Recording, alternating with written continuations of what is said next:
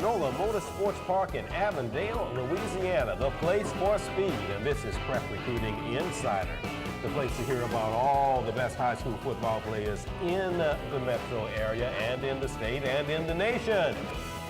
And it's all right here on PRI, Prep Recruiting Insider from NOLA Motorsports Park. Hi, I'm Ro Brown. Thank you for joining us again on what I guess I can call this championship edition of Prep Recruiting Insider, because the state football championships are going on this weekend in the Superdome. It's the Superdome Classic. All 9 of them. That's right. You heard 9, not 5. This time it's 9. My partner, Renee Nato, is not with me this weekend, but to show you how important Renee Nato is, it takes 3 people to replace him. 3 really good people, though, you know. Let's start on the far end right there. He is a familiar face to everybody around here.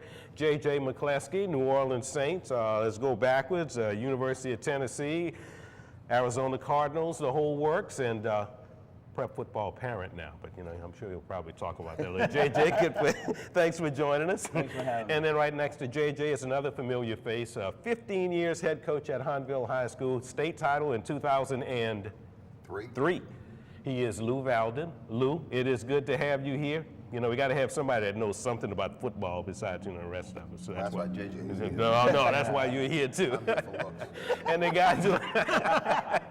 guy to my immediate left, of course, is another familiar face, Mike Detillier, football analyst, analyzes everything. Everybody thinks about him with the NFL draft and all, but you will be surprised what Mike Detillier also knows about the guys who are playing football in high school, not just in college. Michael, good to have you here. Pleasure to be with you, Ro. It's been a while since we've done some work together, but we go back a long way. Yes, indeed, when our we hair do. was much darker. Yes, and yes. we were a lot thinner. Yes, I go along with you on that. So what more can you ask for? J.J. McCleskey, Lou Valden, Mike Detillier this week on Prep Recruiting Insider, the championship edition. When we come back, we'll start talking about some of the matchups and the players you'll see in the Superdome over the course of 3 days.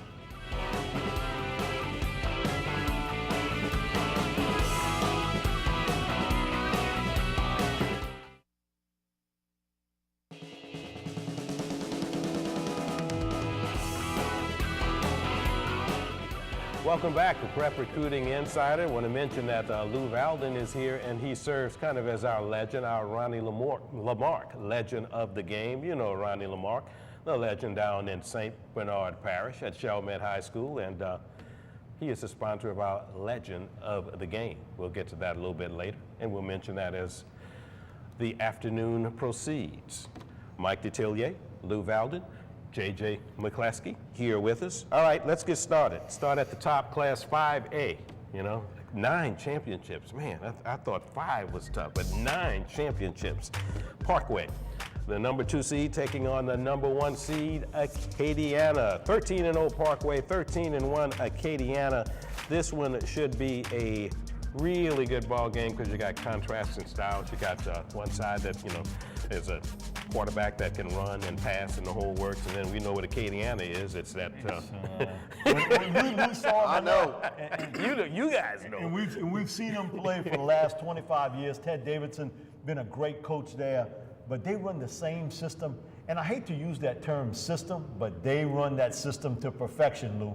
You're well aware of it. Okay, Lou, what is that system? Split back there. They take those offensive linemen and they stand them up, and they'll drop down in the stance, and a second later they're coming off the ball and they just knock you off the ball. Now, is that legal? Well, it's legal. Don't They get don't called. call anything. They drop and they kind of lean a little bit. And, I know a lot of people gripe about that, but I think it's legal if you don't get caught. I tell you, you don't even have to study film. You don't have to trade film with Acadiana. You know what they're going to do. They do it well, and they execute, and they have a wonderful program. Great program. Yep. Coach Davidson's run that system, and you know, with the Cormier brothers in the backfield now, I mean, they've been a big part of that 1,000-yard rushes for them. They've done a great job, but Lou's been well aware of kind of how they run it, and they want to beat you up, almost like Joe Frazier in boxing. They want to beat you up, and they keep your top guy off the field, and I think that's going to be the key in this game. How many times will Brandon Harris, who's going to LSU, how many times will he touch the football? Because the way that Acadiana runs the ball, he may not touch it a lot.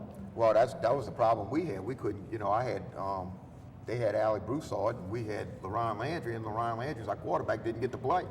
Yeah. I mean, they just took the ball, and even against Destrehan here in the state championship, the first time they got the ball, they had a 9-minute drive.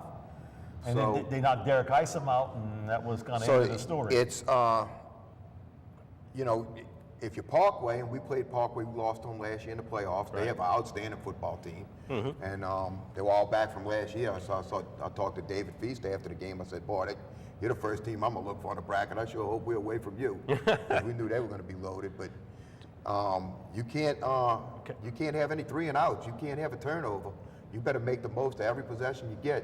Because Acadiana, they're going to pound the rock and run the clock. That's their deal. 2 state titles for Acadiana in 2006 and 2010. They've only given up 38 points during the playoffs, and Parkway averages 48 points a game behind Brandon Harris, as you heard Mike mention. Class 3A, Livonia versus Union Parish. This one should be a good one. It is a 1 versus a 3. Livonia undefeated, 14-0. Union Parish, 13-1. Mike Detillier, what you looking for? Man, with Livonia, this is the first time they're ever going to play an 11-man football state championship. Now, can you believe that? They've been to 2 6-man titles Yeah, I was going and to say, you need 3 to explain to people 8-man what you mean titles. by 11, you know? No, I mean, but when you think about 11-man football, I mean, for Livonia, this is kind of new territory with them. Union Parish has been a really good football club all season long also. And for those of you who don't know, Union Parish, that's Farmersville. Exactly. Farmersville, that's, yeah, it used to be Farmersville. They won the title back in 2001, yeah. as a matter of fact. Well, they have a great dual threat quarterback in Jamaris Williams. He does an outstanding job leading that team, so this should be an interesting matchup. Livonia, they were the #1 seed, but they had it kind of rough in the playoffs. They had 2 real close games. Union Parish, It wasn't great close. defense, and shut out Kaplan and shut out a real good meat team. So I think You can tell if we were putting money on the game, kind of where we're leaning here with Union Parish. So you and I kind of grew with the same guy. You understand where I'm coming from with that. They also beat Washita Christian 42-0. Exactly. That's, you know, That's right there. That's impressive. saying something too, That's okay? impressive. When they beat Washita Christian 42-0. Russell Ferris, big running back for Livonia, had over 200 yards in the semifinal win over Jennings. We want to move on to Class 2A. It is Kinder taking on Manny. Manny, one of my favorite teams, the Tigers. If you They're know the where that's #1 at, huh? seed. Yeah, I know where Manny is. I know you know where it's at. I got a trivia question for you on Manny, No, by the don't way. give it to me. They'll take on Kinder. That's a 1 and a 3. Kinder comes in 13-1. And what about it, gentlemen? Class 2A, Manny and Kinder. Well, Kinder impressed me that they can beat Winfield 28-21, and they got a nice dual threat quarterback with Austin Pickle and Jordan Vickers at running back. They'll do a nice job, but I think everybody wants to see Manny because of Garrett Thomas, the big offensive tackle, who will probably be one of the top offensive linemen in the Deep South in the next 2 years. Xavier Davis also, tremendous dual threat quarterback for them. You talk about Xavier Davis again. He's a special athlete, and that's why they're playing this weekend. One thing we have to look at, the coaching staffs, when you get this deep in the playoffs, you have to have outstanding coaches, and both of these teams do, and that's why they're this deep in the playoffs. And you mentioned Kinder and Coach Fuselier beat a good Winfield team, but Manny beat a real good Laurelville team that was, I mean, really rolling up the points. 63 and 70 points in the last couple games. So this ought to be a. I like this game. I I think like it that's a too. good watch game between, I think, 2 teams that are very close personnel-wise, and you know it as well as anybody. It's all about focus at this point now. Can you get your kids focused for an opponent who's every bit as good as you? Absolutely. Manny, no state titles, but they've been to the Dome twice in '88 and in '89. And of course, Kinder, they've won 2 state titles, but never been to the Dome because they won them in '67, I think in '78, you know, before there was a Superdome Classic. All right, you ready for my Manny trivia question? What Pro Football Hall of Famer was born in Manny? Willie Davis. No. I'll give you a clue. You think he's from Lake Charles. All right, you won't get it. Charlie Joyner was born in Manny. Yep. Charlie Joyner was born in Manny. Yeah, you started to get it, I know. Let's go to 1A. Another good matchup. But then again, all these matchups are really good. Mangum, a #2 seed, 11-2, taking on the Golden Tours of Haynesville, who always seem to be around. Always seem to be here they during like this a time nap of every year. time around come 13-0. championship season. Yeah, Coach Franklin, you know, you got a second Coach Franklin, and they're still at it. Both teams run the wing T, so you know what you're going to get. You're going to get a mouthful of running the football. Kendrick Jackson got hurt last week for them. Then all of a sudden, Tyus Early comes in. He rushes for over 200 yards. So this is a really good football team. They beat a good Kentwood team 31-14. And then Mangum, West St. John they beat. And from where Lou and I are, that's some pretty tall tales there. And put 56 up on them. Yeah, beat them 56-24, and you know, Mangum also 49-0, 56-26, but Haynesville running a wing T, 66-0, 60-14, 31-14. It looks like Auburn. So, I mean, you like to say it's a shootout, but it's going to be two wing T teams, so that I can throw the football. It'll also be It's gonna about be a run out. be an hour and a half football game. Exactly. Yeah, You'll be in and out of there real fast. I've never seen so many explosive wing T offenses, and this is definitely going to be a game here.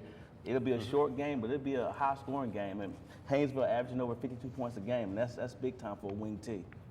Haynesville, 15 state titles, the first coming in 1924, the last in 2009. We got one more minute to go, and we got one more matchup. It's Vermilion Catholic taking on St. Frederick's. St. Frederick's is in Monroe. 13-0 Vermilion Catholic, 10-4 St. Frederick's. Gentlemen, what about it? I was telling JJ this working at the Manning camp. I got to see Brennan Galley, who's a 5'6" quarterback. He's thrown for over 5,000 yards for Vermilion Catholic, and they run the spread offense. They're averaging almost 40 points a game.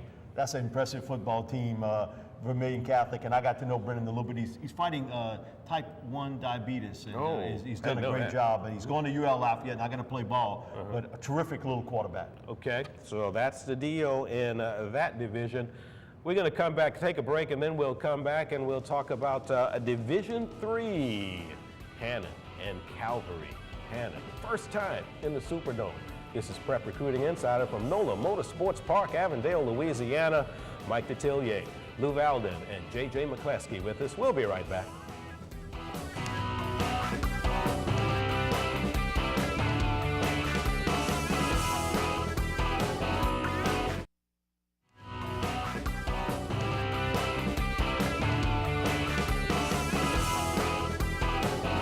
Welcome back to Prep Recruiting Insider from NOLA Motorsports Park. We are at the event center here at this tremendous place, a place for speed, go-karts, come on out.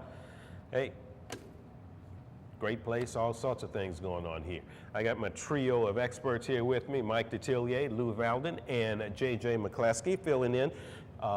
Renee Nadeau is not with us this week, but he will be back next week, and this is the championship edition of Prep Recruiting Insider. Don't forget, we got our Ronnie Lamarck, legend of the game, sitting right here for the whole show. We'll talk to him a little bit later about Lou Valden and what's he been up to and what he is going to do. But there's a lot of football going on in Division III in the Dome, and the matchup is Archbishop Hannon taking on Calvary Baptist. That is a number 2 seed taking on number 4 seed. The road to the Dome, LHSAA. And gentlemen, guess we're going to take a look at that bracket. Did you say this is how Calvary Baptist got there? Guys, was it a easy trip for them? It's no easy trip for anybody when you get this far down the road. You know, and John Biden, he's done a great job. Also, you get an opportunity in this football game to watch Shea Patterson, terrific throwing quarterback with commitment to the University of Arizona. What a great story, Lou, on Hannon. You know, what Pat Lambert's done there. He's got an outstanding young quarterback, too, in Corey Ziegler. Okay, now stop. You guys know Pat Lambert, I'm sure. You got know. Yeah, I mean, he was at North. Well, I called it Northeast then, of course. You know, it's Monroe. UL Monroe now. And that's so he's been around. How much a difference can that make in a program like this? A lot of difference. And you're talking about from a schematic standpoint. Anytime you can come down from the college level to the high school level, not to disrespect the high school game, but you're dummying down because the speed of the game slows down. Hannon trains next door to my facility, so I get to see them practice pretty much every day. And I'm going to tell you, I get to talk to Coach Lambert a lot about X's and O's, and this guy's really sharp, one of the better coaches in the state of Louisiana. Lou, how well do you know Coach Lambert? I know him fairly well. I mean, he's an excellent coach, and man, he's just done a great job with that football team. The quarterback, 5 touchdowns in 2 games, throws a game winner against the number 1 seed, Episcopal. And, you know, you would look on paper Calvary because they pretty much rolled into the dome. They beat a Catholic New Iberia team that was really beating up people, so they beat a real good Catholic team. So on paper, you would say Calvary was probably the better football team, but I think you're giving a heck of a football coach 2 weeks to get ready. Yeah, that's a big part. That's one of the things I'm gonna be interested to see. Right. Is with 2 weeks to get ready, how, you know, the games might be a lot closer than they look on paper. JJ? Coach, that's a great point. One thing that I've noticed about what Coach Lambert has done with Hannon is he's changed the culture. I mean, and 3 years ago, you probably wouldn't even thought about Hannon even being in the playoffs, much less being in Superdome. And he's done a great job of the strength program, holding the kids accountable, and the game Friday night, they just beat Episcopal up. They beat them up. They physically took the 2 leading rushers that had over 2,000 yards and beat them up. Yeah, that's what I was going to ask, you know, for anybody. When you knock off the number 1 seed in the tournament, as Hannon has, you know, I mean, that says something right there. I mean, that's quite an accomplishment. Yeah, I agree. I think, listen, that gives you a lot of confidence to roll in. And I think when you come down to these games, focus and confidence, I think, plays a lot to do when you get to this show. Because you know what? Everybody's telling you you're great. You're gonna be the champ. But you know what? You 1 game away. So that's where the focus part got to come in. One thing I like about the situation is Father Charlie, who's the principal at Hannon, promised 3 of the seniors when they were freshmen that if they made it to the Superdome, he would get his hair cut off.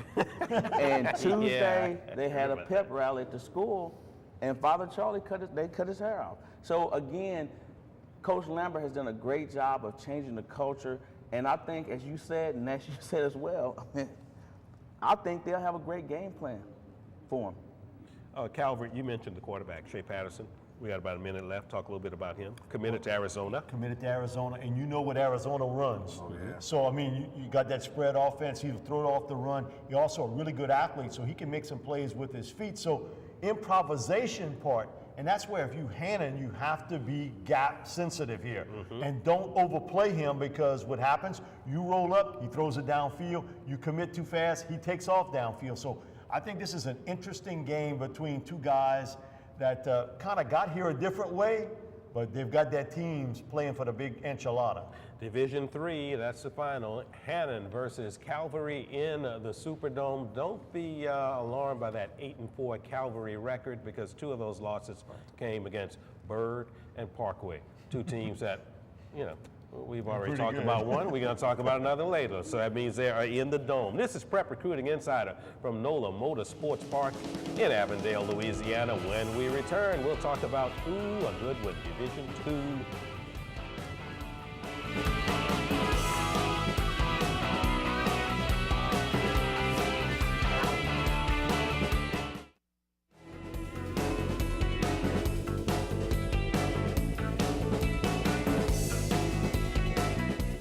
Thanks for sticking with us here on our championship edition of PRI, Prep Recruiting Insider from NOLA Motorsports Park. We are at the Event Center.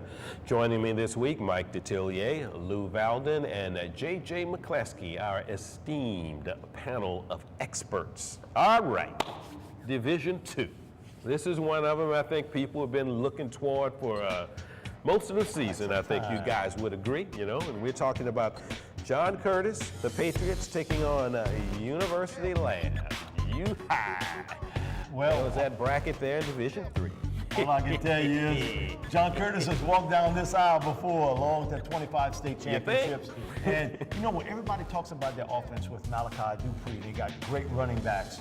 But Lou and I were talking about this. They're scoring 35 points a game, but that defense, I mean, that defense has been awesome. And what you got, maybe 5 or 6 Division I scholarship players on that team. Lou, University High is talented. I'm not sure they've ever seen anything of what they've seen on the defensive side for Curtis. No, and I mean, you think of University High School, you think of Dylan Moses, you think of Nick Brosette, the 2 running backs. But, you know, Curtis, they played East St. John. Curtis played Speedy Knoll. Curtis played Fournette, and those guys are a little bit better than average backs. So I think, Curtis has played some pretty good running backs this year. I just look at them defensively. I think they're better defensively this year than they were last year. So you're saying defensively they are seasoned?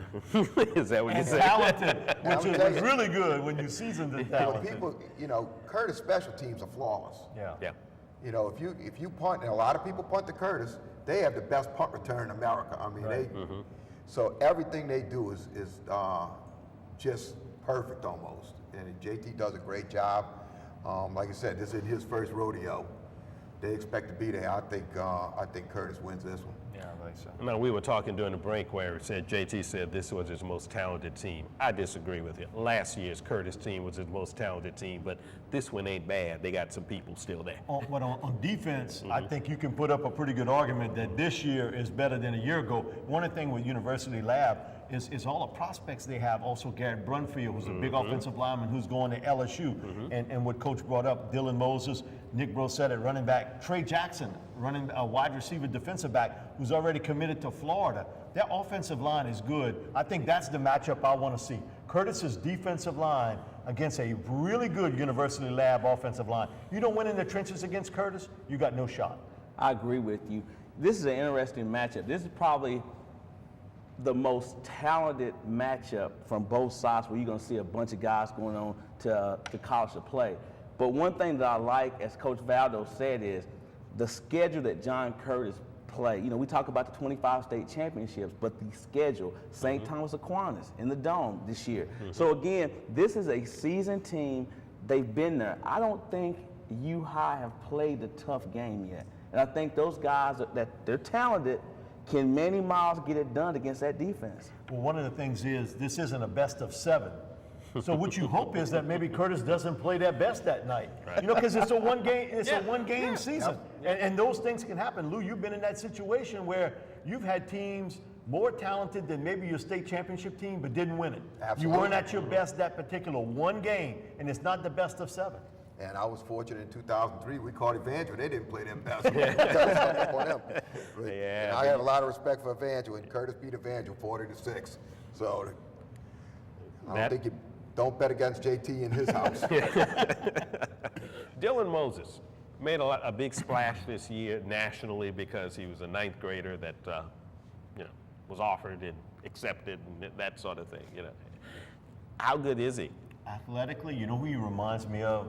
A young Brandon Jacobs. I saw Brandon at Assumption High School, a big, tall running back, almost run straight up. Yeah. And he reminded me of Brandon. I never forget watching Brandon play returning punts. Yeah. Now, you got 150-pound kids running down, and here, Brandon Jacobs at 15, 16 years old was like 230 pounds.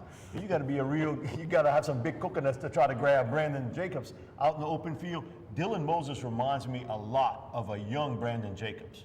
He reminds me of Rodney Hampton. I had this guy in the Nike Combine, the Sparks, and this guy, when he puts on his outfit, he definitely meets the eyeball test. So again, you got a guy that is as a freshman, probably has over 20 offers right now, and this guy can just flat out play. I think it was a stretch of 3 games, he had over 20 tackles, so he's a beast at linebacker. So be interesting to see him against that offense of John Curtis. I haven't seen him play. I'm looking forward to seeing him play, but the only other guy I know that got offered that early was Fournette, and I've seen him a couple times. You've seen him way too many times. That's the problem, Lou. So The quarterback at University that you guys mentioned has a familiar last name, Manny Miles. He's a very talented quarterback. He's a dual-purpose guy. He can make some plays, certainly with his feet.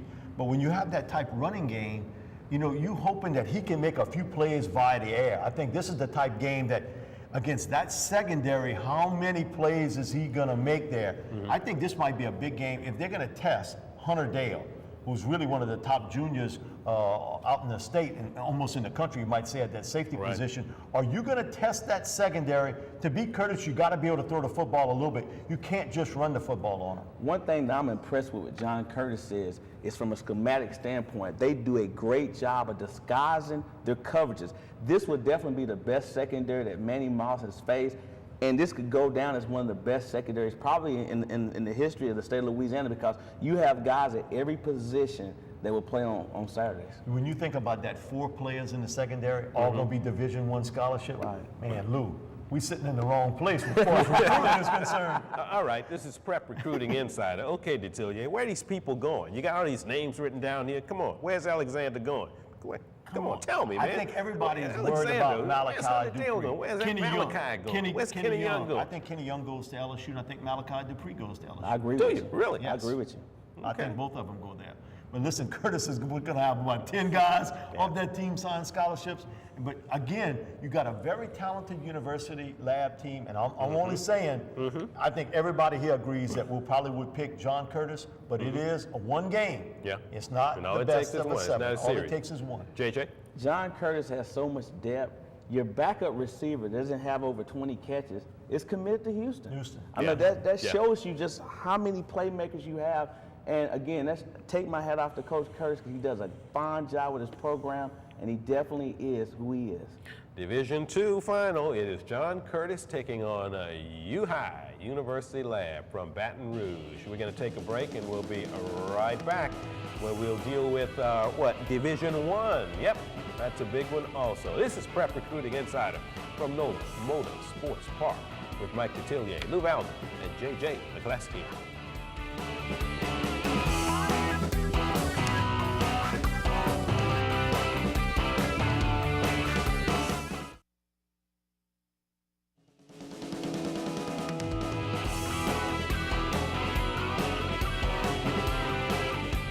It's the championship edition of Prep Recruiting Insider from NOLA Motor Sports Park.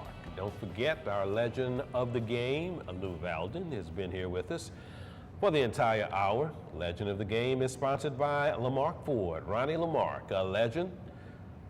Some say in his own mind, but he was a legend in his time, okay? Yeah, what are you laughing at, Mike? Yeah, you know, Ronnie played for Coach Nuss down in Chalmette. You know? You got that way of words. You always kind of make me chuckle a little bit. Roosevelt. You got that. Roosevelt? You got that. We call each other, I call him Mikey, he calls me Roosevelt, but that's a long story. We won't get into that. It's also going to be could be a long story for the Division I championship. This is another good matchup. The Rummel Raiders are there. They won the 5A title last year, of course, over Barb in the final, and they will be taking on Bird. Jay Roth and the Raiders moved along, got the big win over St. Augustine. They beat Jesuit. You know, it's kind of like a Catholic League tournament to get to the final. But here they are, the Raiders. A lot of people were shocked that they beat St. Aug. You weren't? I was. No, I'll be honest, because most people thought with Leonard Fournette in that situation. I wasn't shocked. Again, you got to give him more touches in that game. And that's Exactly. another story. But I think really Jay Roth. Does anybody get more out of less talent-wise than Jay Roth? He does an unbelievable job coaching, putting that team in a position. But, you know, he's got a sophomore quarterback in Chase Fourcade who's made it happen via the air. And last week we saw him run with the football for the first time. And so that was a little unusual. I don't know, maybe his Uncle John was trying to teach him what to do with the ball every once in a while. I'm not trying to say that's what happened. But he's got also a great receiver in Stephen Dunbar. Jay Roth doesn't like to talk about it a lot, but as a player, high school player, and a coach against St. Aug, I think he is like 19-3 or 16-3. He never had to play against Leonard Fournette, and I think that's why everybody thought St. Aug would be in this contest. Well, we played Rummel in week 2. Yeah. And I think it was after that game, well, late in that game, they put Fourcade in. And he's made a difference. He's Yeah. kind of Yes. opened it up a little bit. And he heard St. Aug running, like what Mike said. He heard, and he kept drives alive and made first downs and things like that. And I think you look at Bird. Bird's a wing tee, option type team. They don't like to throw the football at all. I mean, Coach Suggs, he just soon play football with a brick. He can throw it. And but they have a lot of speed. But when you look at Rummel's secondary and how good they are, Yes. you're not going to pop outside on the Raiders. And you give Coach Jackalard, who's a tremendous defensive coordinator, yep. again, 2 weeks to get ready. And this was a team that Rummel played last year in the playoffs, so they're familiar with Bird. So, you know, I think Rummel's going to be in great shape. Yeah, I agree. I think in this spot here with Bird, I think they kind of caught in between here with a Rummel team getting at their peak as a football team and a sophomore quarterback and I brought up the fact that he was always a good passer, Right. but now the threat of the run has made them an even better football team. You need to mention also that running back Keith Fulton came back for the St. Aug game, and he wasn't around before. That was very important also. I AJ? think the big difference looking at this Rummel team is when Coach Roth, who I think, and I have a lot of respect for Coach Roth, when he took the R's off the helmets, he sent his team a You like that, message man. that this is not, it's not about entitlement. Because you're playing at Rummel, we won the state championship last year, we've been there, this going on 3 now the last 5 years. He took the R, and when he did that, I think it changed the dynamics of the team. Now you get Keith Fulton back. This Bird team is an exciting team, like Coach Bird said. I mean, they do not want to pass the ball at all. I'm looking forward to this game because I think that this game will be a chess match. I think that Bird will have to come up with different things because they will not be able to move the ball down the field. And again, Coach Roth, Coach Lambert, definitely 2 of the better coaches in the state, and they both deserve co-coach of the year. You know, I asked this to Lou. When you've won one and always the knock, maybe you hadn't won the big game, so to speak, in that spot, then you win last year. It's a lot easier, I think, the second time. It's hard to win it one time. I know it's hard to win it the second time, but from a confidence standpoint of the kids who had been there, I think it gives you that deal of, I'm not carrying that weight of never having won it. Oh, absolutely. I mean, you look every year that the same teams get there and get there and get there because they know what it takes to get there. And if you haven't been in the Dome and you haven't played in that Superdome Classic, you don't know how awesome it is. And so, you know, the kids that get there, I mean, you just want to get there year in and year out. And, you know right off the bat, that's your goal. You set your season, not to get in the playoffs, not to win the district championship. You set your, you're like Acadiana. Playoff time is your time. Right. Your season depends on getting to the Superdome. You know, that's one thing I was going to ask both of you guys. We see all these teams kind of all go in almost every year. And we use the term system football, but it's perfection of system football, what all of them do. If you're talking about JT, you're talking about Jay Roth, what Ted Davidson has done Right. at Acadiana. These guys perfect this at a certain level, and the parts change, but yet the machine keeps rolling. Yep, the Franklins must be doing Yeah, something. yeah. They do a the great same. job. Yeah. They have a philosophy. They have a system. But the big thing is they get the kids to buy into the system. And that's the big difference. I think the kids believe in what they're doing. At Rummel, they believe in what they do with Curtis. And I think that's the selling point, is the fact that, this is our philosophy. This is what we're going to do. And we're not going to change with the times. This is what we believe in. And the kids buy into that. One thing to go along with that statement, not only are you mastering that system, but you play the early schedule against tough teams to make sure that team, that year, is able to run through that cycle. And I think these teams, you have to give the coaches credit because they play that preseason, that tough preseason schedule. And when you have a system, now, and your offense doesn't change based on who you have personnel-wise, that sort of thing. Now your young kids are playing in that system. So you're able, your freshman team, your JV team, they're brought up playing in that system, so they just keep reloading every single year. The one thing I do know, Ro, you'll see more red in this football game than you saw when UL Lafayette played San Diego State. I mean, when you're going to look out in that crowd and see all that Rummel red, you say, man, did UL Lafayette come to play in the Dome like a week earlier? Because, I mean, one thing, they support the Rummel pride, Raider pride, they support that football team. And you mentioned the Rummel secondary, how good it is. Excuse me, a couple of Razorback commitments in there, and a really fine young player, a 10th grader. Oh, exactly. And Kirsten Fulton. Yeah, he's Eugene pretty and good. Tolliver both going to Arkansas, Yep. so you got a pretty good secondary there. Yeah, that says Bird, one of their outstanding running backs, he's kind of playing hurt. Lewis Mills, he's going to, Coach Suggs says he's going to play, but he's kind of had a shoulder injury too. So. Yeah. We're going to take a break right here. It ought to be quite a matchup in Division I. When we come back, we'll talk about Class 4A, East Jeff and Carr.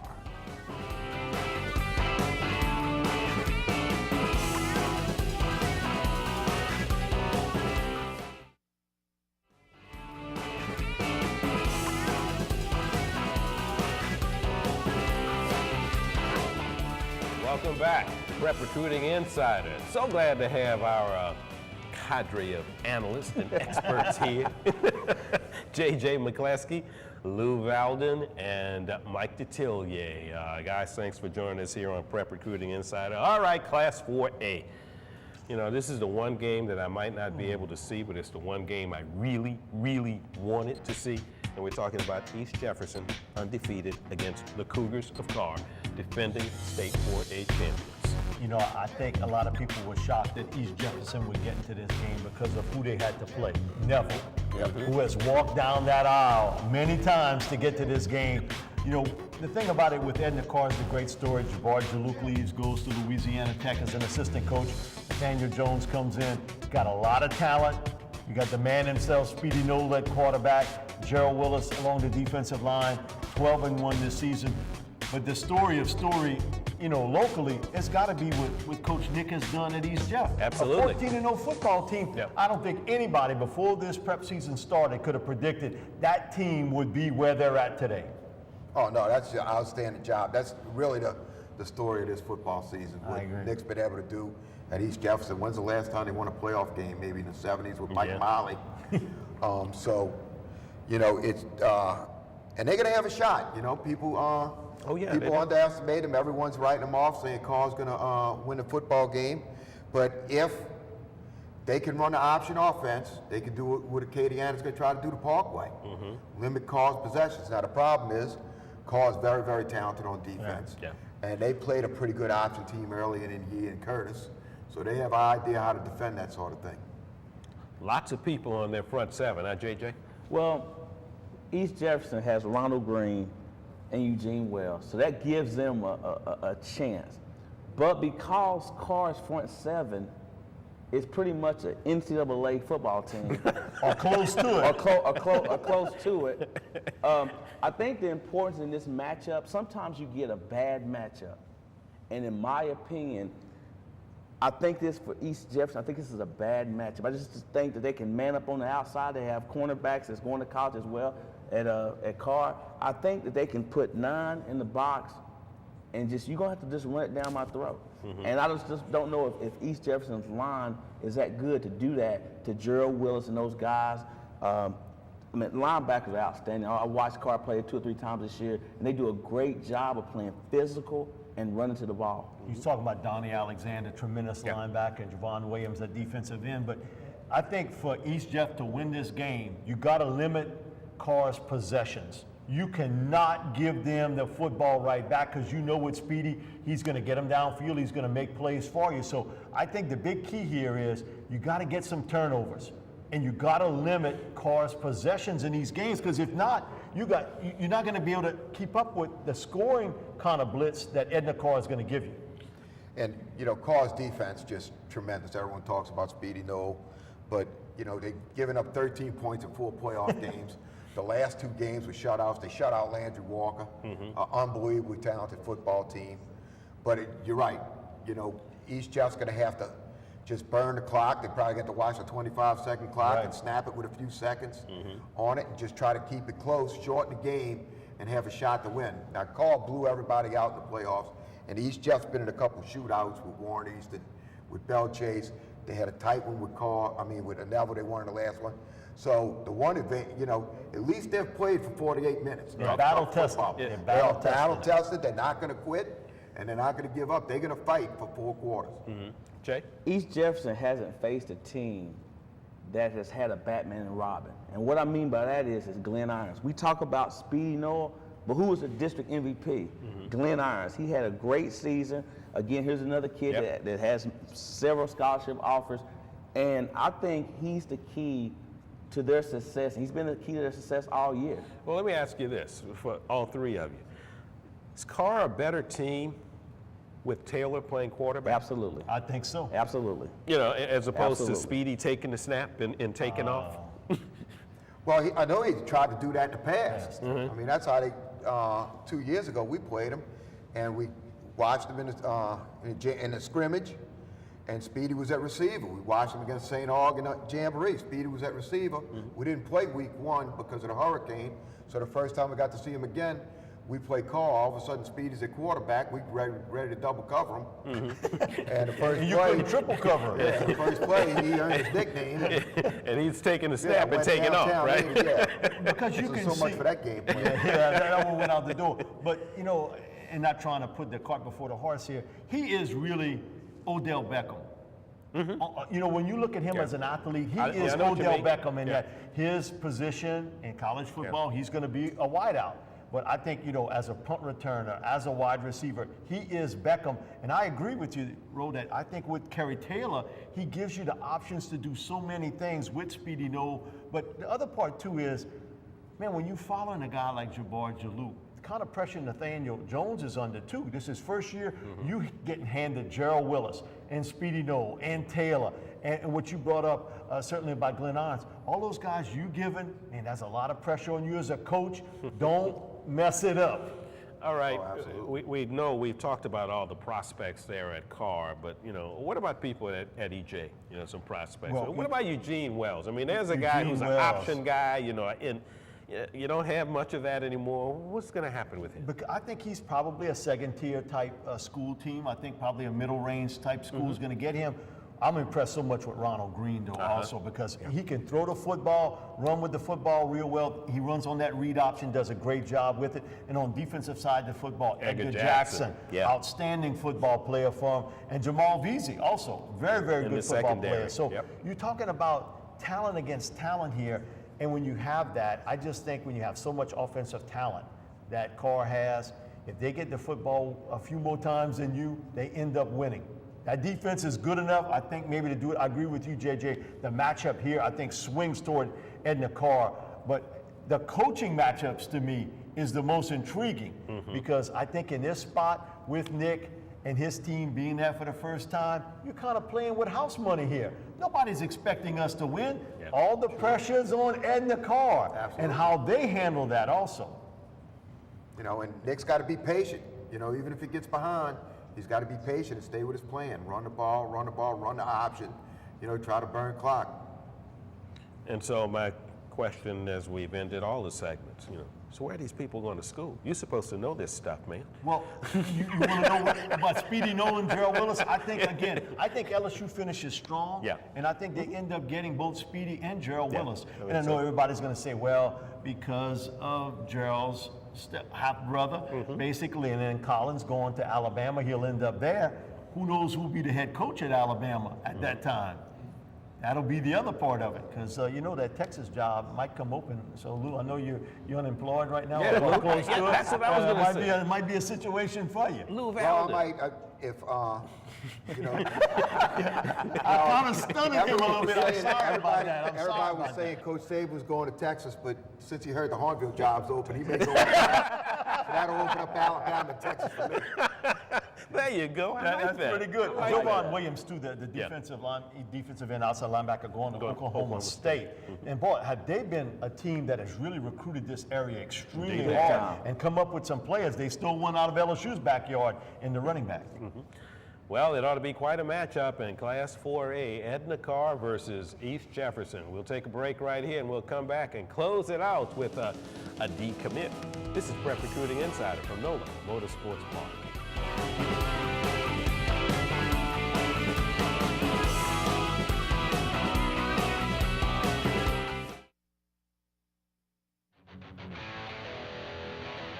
There you have it, NOLA Motorsports Park, 11075 Nicole Boulevard, Avondale, Louisiana. 504-302-4875. NOLA Motorsports Park, the place for speed. You like karting? Come on out, rent one of those karts. Everybody likes to do that. At least the kids really seem to do that. I want to do that. You want to do that too, huh? Mike Detillier, Lou Valden, and JJ McCleskey have been with us here on NOLA, at NOLA Motorsports Park on Prep Recruiting Insider. We got a decommit, a big decommit recently. Yeah, Darrell Williams decommitted from Arizona State and committed to LSU on a verbal commitment. And no surprise there. When you look, and Luke can talk a little bit about this, they're going to lose Alfred Blue. You're going to lose Jeremy Hill. You're going to lose Kenny Hilliard early to the NFL draft. Darrell Williams reminds me so much when I watch him run. He looks like Stephen Ridley. coming out of Trinity Episcopal High School in Mississippi. Former linebacker, quarterback, and guess what? Daryl did a lot of that too. He's a north-south guy. He's a very physical runner, underrated for what he can do after he breaks loose a little bit. But 1,615 yards of his over 2,000 came after first contact. He's exactly what Les Miles wants, and I think it'll be Thunder 1, Thunder 2. Daryl Williams, Leonard Fournette. And he was on Prep Recruiting Insider several weeks ago and was firm at the time of his commitment, but They're he all may not have firm. had the, I was going to say they all firm. Yeah, may not have had the offer really from LSU at that time. I think that's but what he was waiting yeah, on. that's what he was waiting on, no doubt about it. The hour has gone by quickly, gentlemen. You've been outstanding, as you always are. Filling in for Renee Nato, J.J. McCleskey on the far end right there. J.J., thanks for being with us. Appreciate you having me. Lou, you got a future in television, my man. Oh, I hope so. Right now, I'm not coaching. You got a future in television, my man. You know. Mike Detillier, you got a future in television too. Thank you, Roosevelt. Okay. I appreciate that. This has been Prep Recruiting Inside. I want to thank J.J. McCleskey, Lou Valden, and Mike Detillier again. Thank you also Ronnie Lamarck, sponsor of our Legends of the Game. We're from NOLA Motorsports Park. Gotta go. We'll see you next time.